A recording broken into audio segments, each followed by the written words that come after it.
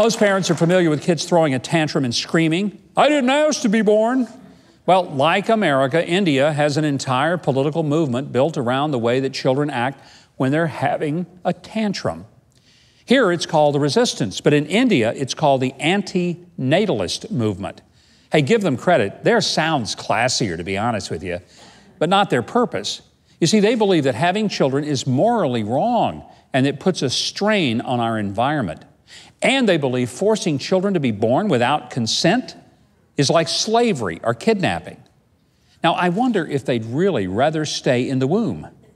I mean, I think there's a point of demarcation for mom and her ability to keep them in the dark, which it seems like they may be already. So 27-year-old Raphael Samuel in Mumbai is suing his parents for giving birth to him. I mean, you heard that right. He says he loves them, and he's had a great life so far, but he doesn't see why he should have to deal with school and finding a career when he didn't ask to be born. He claims his parents had him for their own selfish joy and pleasure. Hey, pal, guilty as charged, especially if they listen to Barry White, okay? Now from our news that nobody really needs to be told file comes this. A university study found that single men tend to have stronger body odor than men who are in a relationship. Women in this audience just audibly said, "Thank you, Lord." A visit to any men's dorm could have saved those researchers a lot of time and money. Now here's what they say, that single men have more testosterone than married men. I think it's just because male college students aren't housebroken yet. But the scientists wanted to see if women could tell the difference just by their scent. So they had 82 heterosexual women smell the armpits of men's sweaty T-shirts. I just hope they paid those women highly for that. Yep, that's the power of science at work, my friends.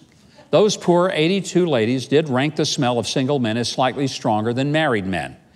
I wonder if the scientists also factored in that whole showering and laundry thing that aren't too high on the list of some male college students.